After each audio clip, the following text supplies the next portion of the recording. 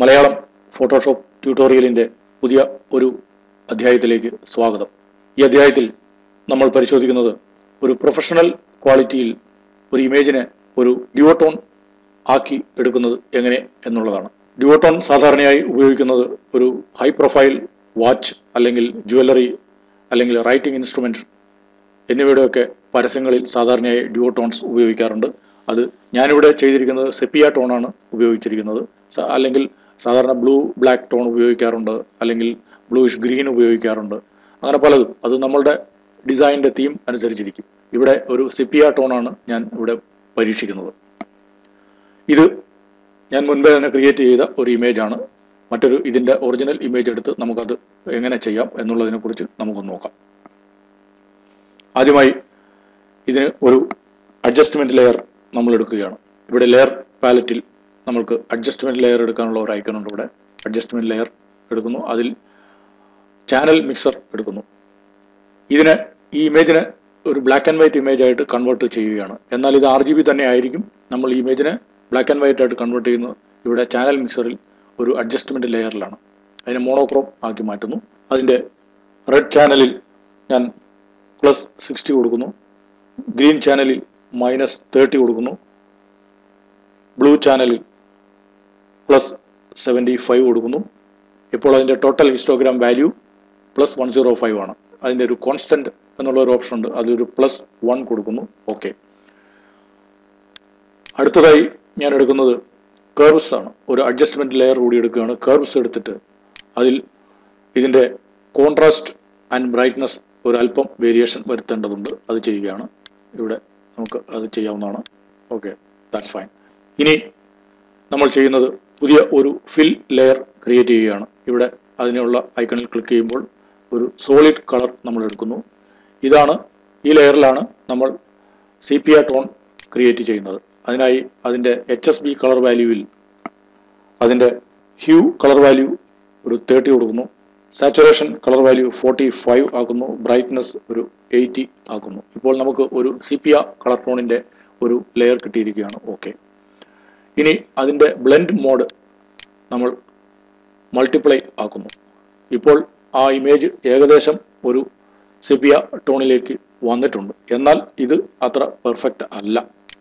ഇനിയും ഇതിൽ നമ്മൾ കുറെ കൂടി പെർഫെക്ഷൻ കൊണ്ടുവരേണ്ടതുണ്ട്. ഓക്കെ.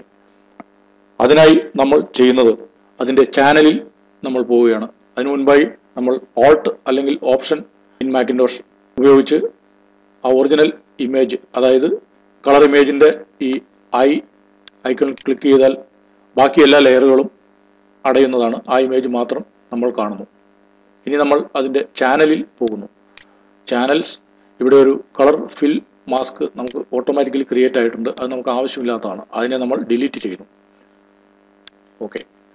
ഇനി നമ്മൾ ഇതിൽ ഏറ്റവും കോൺട്രാസ്റ്റ് കൂടിയ ചാനൽ നമ്മൾ സെലക്ട് ചെയ്യുന്നു. ഇവിടെ ഇത് red channel, green channel, blue channel. ഇതിൽ ഒരുവിധം കോൺട്രാസ്റ്റ് കൂടിയത് ഗ്രീൻ ചാനൽ. അതിനെ നമ്മൾ സെലക്ട് ചെയ്യുന്നു. എന്നിട്ട് കൺട്രോൾ അല്ലെങ്കിൽ കമാൻഡ് ഇൻ മാക്കിൻടോഷ് ഉപയോഗിച്ചിട്ട് നമ്മൾ അതിൽ ക്ലിക്ക് ചെയ്യുകയാണ്. അപ്പോൾ നമുക്ക് ആ കോൺട്രാസ്റ്റ് കൂടിയ ഏരിയാസിൻ്റെ സെലക്ഷൻ നമ്മൾക്ക് കിട്ടുകയാണ്. നമ്മൾ വീണ്ടും ലെയർ, അതിലെ ചാനലിൽ തന്നെ RGB സെലക്ട് ചെയ്യുന്നു. വീണ്ടും ലെയറിലേക്ക് നമ്മൾ പോവുകയാണ്.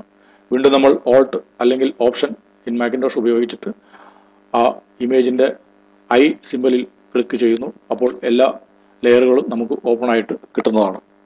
ഇനി നമ്മൾ ചെയ്യുന്നത് ഈ ചാനലിൽ ഒരു വെക്ടർ മാസ്ക് കൊടുക്കുകയാണ്. അതിന് നമ്മുടെ സെപ്പിയ ചാനലിൽ ഒരു വെക്ടർ മാസ്ക് കൊടുക്കുകയാണ്. അതിനിവിടെ വെക്ടർ മാസ്ക് കൊടുക്കാനുണ്ട്. ലെയറിൻ്റെ താഴെ ഉള്ള ഓപ്ഷനിൽ ഓൾട്ട് ഉപയോഗിച്ച് നമ്മൾ ക്ലിക്ക് ചെയ്യുന്നു. ഇപ്പോൾ ആ സെപ്പിയ ലെയർ ഒരു വെക്ടർ മാസ്ക് ആയി മാറിയിരിക്കുകയാണ്. ഇപ്പോൾ അതിൻ്റെ ഡുവോട്ടോൺ കുറെ കൂടി വ്യക്തമായി നമുക്ക് കാണാം. അപ്പോൾ കുറെ കൂടി ക്ലിയർ ആയിട്ട് കിട്ടിയിട്ടുണ്ട്. ഇനി 1-2 സ്റ്റെപ്പ് കൂടി കഴിഞ്ഞാൽ അത് കൂടുതൽ പെർഫെക്റ്റ് ആവുന്നതാണ്. ഇനി നമ്മൾ ആ വെക്ടർ മാസ്കിൽ കൺട്രോൾ അല്ലെങ്കിൽ കമാൻഡ് ഇൻ മാക്കിൻടോഷ് ഉപയോഗിച്ച് ക്ലിക്ക് ചെയ്യുന്നു. അതിൻ്റെ കോൺട്രാസ്റ്റ് ഏരിയാസ് സെലക്ട് ചെയ്യുന്നു. എന്നിട്ട് അതിൻ്റെ മെയിൻ ലെയർ സെലക്ട് ചെയ്യുന്നു. അതിനുശേഷം നമ്മൾ ലെയർ പാലറ്റിൻ്റെ റൈറ്റ് ടോപ്പിലുള്ള അതിൻ്റെ ഓപ്ഷൻസ് ക്ലിക്ക് ചെയ്യുമ്പോൾ കൺവേർട്ട് ടു സ്മാർട്ട് ഒബ്ജക്റ്റ്, നമ്മൾ അതിനെ സ്മാർട്ട് ഒബ്ജക്റ്റ് ആയിട്ട് കൺവേർട്ട് ചെയ്യുകയാണ്. ഇനി നമ്മൾ പോകുന്നത് മെനുവിൽ ഫിൽറ്ററിലേക്കാണ്. ഫിൽറ്ററിൽ അതർ ഉണ്ട്. അതർ ഓപ്ഷനിൽ ഹൈ പാസ് ഉണ്ട്. ഇവിടെ ഹൈ പാസ് ഇതിൽ അതിൻ്റെ റേഡിയസ് വാല്യൂ 15.5 ആണ് കിടക്കുന്നത്. ഞാനതൊരു 12 ആക്കുന്നു, അല്ലെങ്കിൽ ഒരു 13 ആക്കുന്നു. കാരണം ഈ പടത്തിൻ്റെ റെസൊല്യൂഷൻ താരതമ്യേന കുറഞ്ഞ ഒരു പടമാണ്. അതിൻ്റെ റെസൊല്യൂഷൻ കൂടുതൽ ഉള്ളതിന് ആണെങ്കിൽ നമ്മൾ അതിൻ്റെ റേഡിയസ് വാല്യൂ കൂടുതലാക്കി കൊടുക്കേണ്ടി വരും. അത് നമ്മൾ കൂടുതൽ എക്സ്പെരിമെൻ്റ് ചെയ്തെങ്കിൽ മാത്രമേ നമുക്കത് അറിയാൻ സാധിക്കുകയുള്ളൂ. ഓക്കെ, നമ്മളിപ്പോൾ ഓക്കെ കൊടുക്കുന്നു. ഇപ്പോൾ അതിന് ഒരു ഫിൽറ്റർ അപ്ലൈ ആയിരിക്കുകയാണ്, ഹൈ പാസ്. എന്നാൽ ആ പടത്തിൻ്റെ ക്ലാരിറ്റി നമുക്ക് സംശയമുണ്ട്, അത് അത്ര കറക്റ്റ് അല്ല. ഇതാ ഇവിടെ നമുക്ക് നോക്കുമ്പോൾ അറിയാം, അത്ര പെർഫെക്റ്റ് അല്ല അത്. അതിനെ നമ്മൾ പരിഹരിക്കുന്നത് ആ ഹൈ പാസ് ഫിൽറ്ററിൻ്റെ ഒരു പ്രോപ്പർട്ടി ഉണ്ട്. റൈറ്റ് സൈഡിൽ ഇത് കാണുന്ന ട്രയാങ്കിളിൽ ഡബിൾ ക്ലിക്ക് ചെയ്ത് കഴിഞ്ഞാൽ നമുക്കതിൻ്റെ പ്രോപ്പർട്ടി കിട്ടുന്നതാണ്. അതിൻ്റെ ബ്ലെൻഡിങ് മോഡ് നമ്മൾ ഓവർലേ ആക്കുന്നു. ഇപ്പോൾ നമുക്കിവിടെ കാണാവുന്നതാണ്, കുറേ കൂടി പെർഫെക്റ്റ് ആയിരിക്കുകയാണ്. ഓക്കെ കൊടുക്കുന്നു. ഇപ്പോൾ ആ ഇമേജ് ഒരു പെർഫെക്റ്റ് ഡ്യുവോട്ടോണിലേക്ക് മാറിയിരിക്കുകയാണ്. നമുക്ക് അതിൻ്റെ ആക്ച്വൽ പിക്ചൽസിലാണ് ഇപ്പോൾ ഇവിടെ കാണുന്നത്.